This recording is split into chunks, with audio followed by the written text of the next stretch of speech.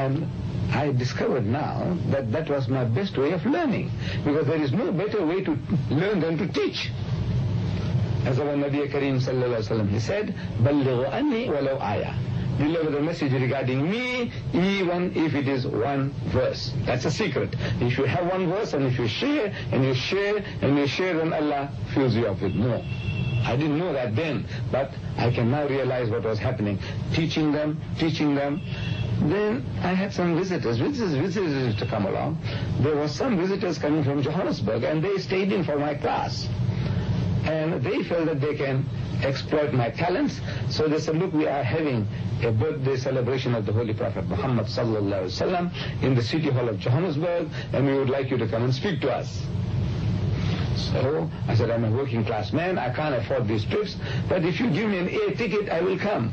So they gave me an return air ticket, and for the first time in my life, I traveled by air to reach Johannesburg and deliver the lecture. Now that gave me an idea. But if I can lecture in the City Hall of Johannesburg, what is wrong with the City Hall of Durban? So we organized a lecture here in the City Hall of Durban. And it was in 1958, December 1958. As a result of that, two Caucasians, white people, Europeans, they started visiting our offices in Madrasa Arcade.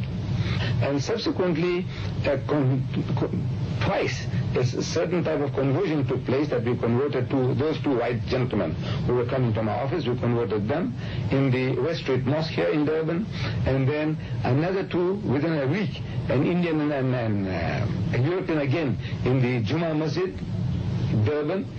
So there was somebody watching. Allah watches all times, but there was somebody else who was witnessing our work. An elderly gentleman by the name of Haji S.I. Kadwa.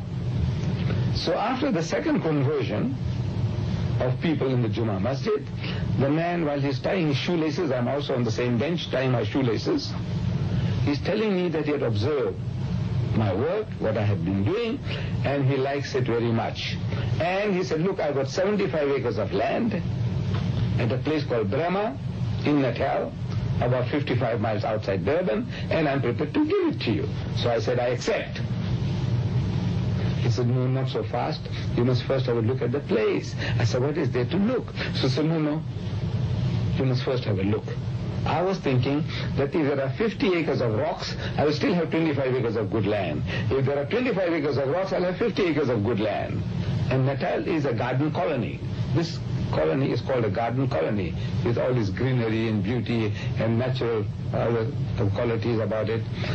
So he said, no, you must have a look. So I, with our trustees, I went down and I saw the land, and I accepted it, and I started establishing an institution called As-Salam, where I could train Muslim missionaries. It is functioning at the moment. Ahmed and his family uprooted from Durban and moved 80 kilometers south to the uninhabited hills surrounding As-Salam. He had to chop down trees just to reach the land. Once he arrived, he immediately put his hand to the plow in establishing the institution. But Ahmed was devoted to spreading Islam in the best way he knew how, by speaking. His wife, Hawa, was at first shocked to see her husband doing so well up on the stage. I thought, can this man talk? But his talks gained in popularity until eventually he found himself here at the town hall in Durban. He now had a full house of around 2,000 people. Deedat's lectures here were some of the few events in which segregation briefly disappeared. His message was that there were many contradictions in the Christian Bible and doctrine, and that Muhammad was indeed a noble messenger sent by God. Ahmed's preaching began to take over his life. He moved to apartment number 45 Hussein building, where he put in countless hours of planning as well as budgeting. We had been doing a certain type of work in that we were using the Juma Masjid Durban for attracting visitors. So we started advertising the Juma Masjid Durban. In the Durban Corporation brochure, they give out to visitors, tourists, we saying that visit the largest mosque in the southern hemisphere. For a free guided tour, phone 27054. That was a very old number. and people used to phone and they used to come. Because generally to the tourist, they didn't know the difference between a mosque and a temple. To them now, these are synonymous terms. So they came and we explained to them what goes on, we gave them free literature, and this was one of our major works that we were doing, giving out literature and explaining Islam. If I were to tell you, you said, look, what is the name of the God that you worship? And if I said Muhammad, for example, if I said Muhammad, immediately you think of a camel driver born in Mecca, some 600 years after Jesus. Right? And if you know his history, so yes, his father's name was Abdullah, his mother's name was Amina, and he was born in Mecca, he died in Medina, he's buried there. So you have a mental picture. So as soon as you have a mental picture, it's rejected in Islam. You can't have any name which creates a mental picture. We Muslims, we say that call God Almighty by any name. Call him by any name, as long as that name is not contaminated. And holding lecture meetings throughout the country on different topics where we can enthuse the Muslim with regards to propagation. So strengthen them against the Christian missionary activity and put them in a position that they can talk back and explain Islam. Meanwhile, his popularity was growing nationwide. He was invited to Cape Town, where he received an overwhelming response. In Cape Town, he lectured in huge lecture halls, including the Good Hope Center and City Hall. To them, Ahmed Deidat was a knight in shining armor who had come to liberate them from the pressures of hardline missionaries and the idea that Islam was not a credible religion. Along with his momentum came the demand for a professional organization which could manage the size of planning and the money he needed to continue. And so in 1957, Ahmed Deidat, alongside two of his closest friends, founded the Islamic Propagation Center in Durban.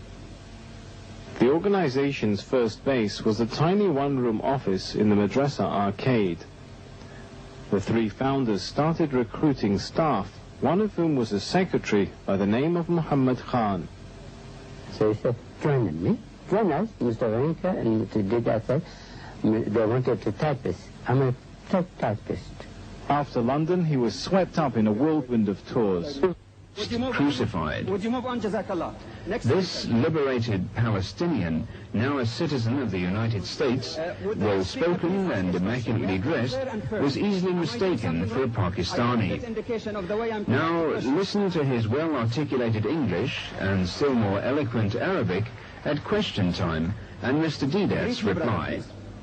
I would like to say that I am grateful for this opportunity, and my questions are actually two. Number one, if the Quran is indeed from God, does it contradict itself in as much as it says, therefore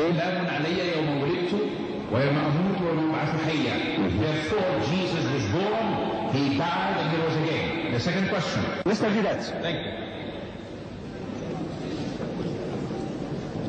The verse in question is السلام علي يوم ولدت ويوم أموت ويوم أبعث حيا, which translated means, so peace is on me, the day that I was born, the day that I die, and the day that I shall be raised to life again. The day that I die, it is not the day that I died. It's not died, it's in the future. Mr. Deidat, we have invited you to our Christian nation to debate the topic.